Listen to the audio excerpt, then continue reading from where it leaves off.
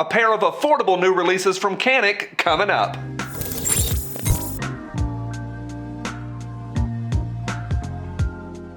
Hey guys, I'm Johnny with PewPewTactical.com, your definitive source for gun reviews, gear guides, and all things that go bang.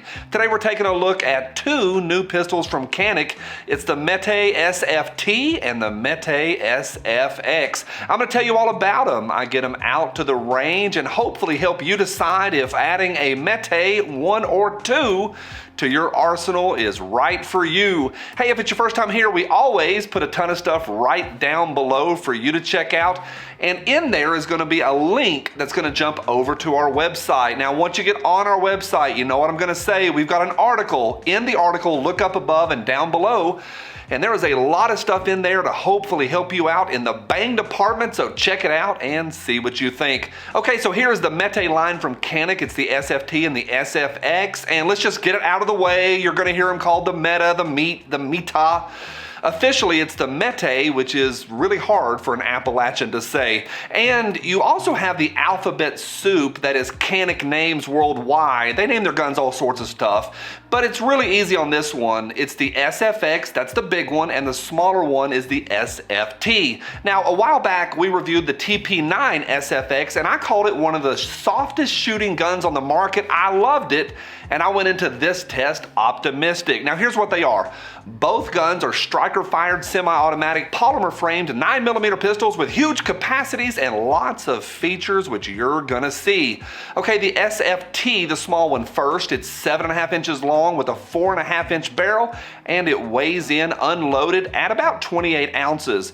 The SFX, the larger one, is 8.25 inches long with a 5.25-inch barrel and weighs in at a sturdy 30 ounces unloaded and has a ported slide. Both have a monstrous 18+1 or 20+1 capacity depending on which magazine you go with.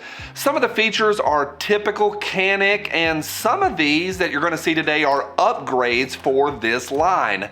The upgraded grips have a fantastic texture, and you can dial it in, change out the back straps however you want.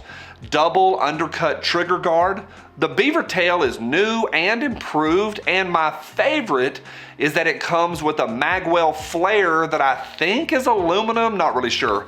There's also a rail up front so you can accessorize with a light if you want. Ergonomics are, at least in my hands, outstanding, and the controls are right where I expect them to be.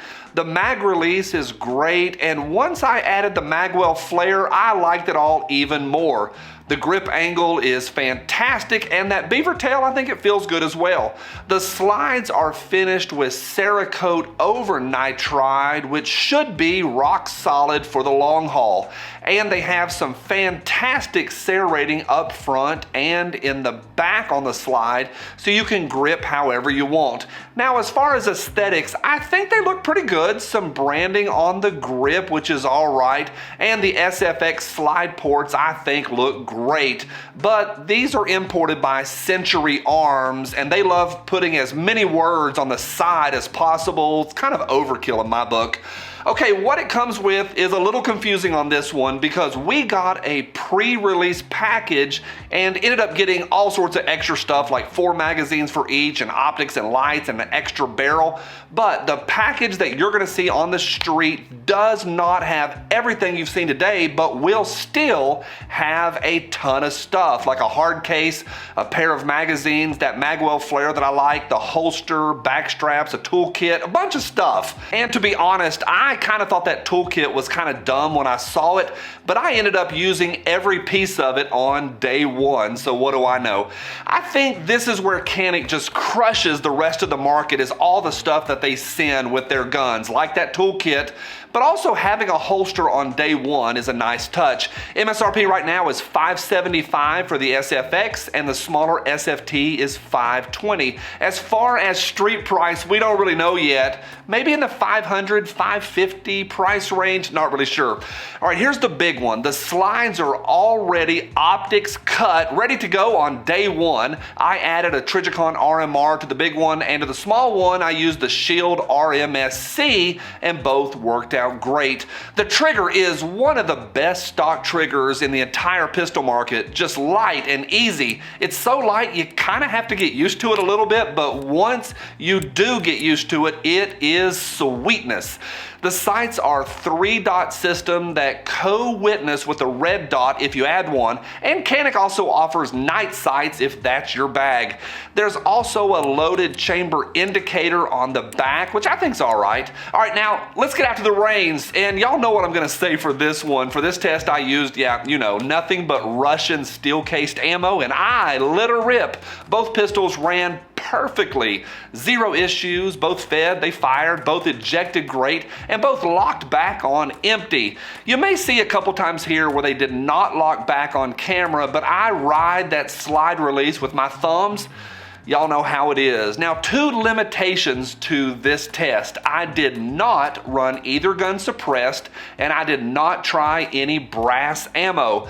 I was a little surprised with how different the 2 ran, especially that SFX, that long slide with the ports. It eats up the recoil, which I think you can see here pretty well. Accuracy wise, I stacked rounds and I really couldn't tell a difference between the pair as far as accuracy. Here's a typical group from the shorter SFT, and here's the long slide SFX. So I shot both really well. Okay, let me tell you what I like. I love how smooth that slide racking is. It is light, and I of course love what it all comes with, and I also like how both of these ran just so well, and of course I absolutely love the price.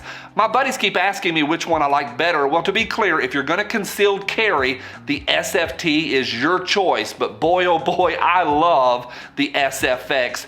I've hit you with info and data and numbers, but all of that aside, I just think the SFX is an outstanding choice for home defense. Yeah, I know it's made for competition shooting if that's your thing, but with that massive capacity, options for night sights already cut for an RMR, a rail for a flashlight, and you can get a threaded barrel for suppressing it, I believe this is a killer home defense bedside gun. So I'm going with the SFX unless, again, you're gonna be concealed carrying. Now, as far as shortcomings, the big one for me is I wish it was made in the USA, but it's not, it's made in Turkey. And I think some folks would like maybe a black option rather than tired dark earth, maybe, but that's about the only complaints I really have. So let me ask that to all of y'all. Other than being from Turkey, what's the downside of this line? Maybe I'm missing something, let me know right down below, but I'm gonna call it at this point a total package. Optics ready, great trigger on both of them, smooth shooting, and super affordable. So from me, big thumbs up. Certainly worth checking out the METE line. On behalf of the entire Pew Pew Tactical team, I'm Johnny, and we'll see you soon.